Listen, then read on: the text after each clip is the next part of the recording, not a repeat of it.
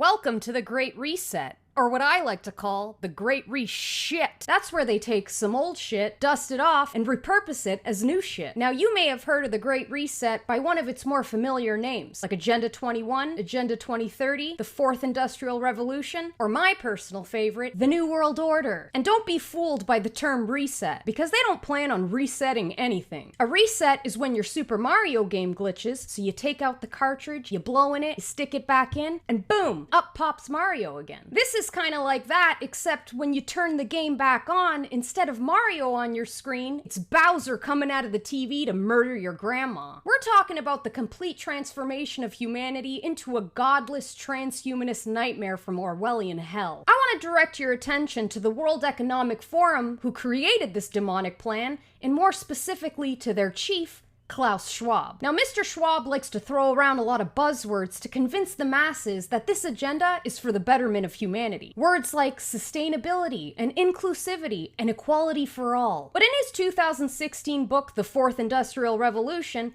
he's a lot more candid about the elitist plan for world domination. Let's skim through some excerpts from this literary masterpiece, shall we? The tools of the Fourth Industrial Revolution enable new forms of surveillance and other means of control that run counter to healthy open societies. Oh, well, that sounds helpful. Public crime is likely to decrease due to the convergence of sensors, cameras, AI, and facial recognition software. These technologies can intrude into the hitherto private space of our minds, reading our thoughts and influencing our behavior. Sounds a lot like mind control, but that's a conspiracy, so it can't be. As capabilities in this area improve, the temptation for law enforcement agencies and courts to use techniques to determine the likelihood of criminal activity, assess guilt, or even possibly retrieve memories directly from people's brains will increase. Even crossing a national border might one day involve a detailed brain scan to assess an individual's security risk. And last but definitely not least,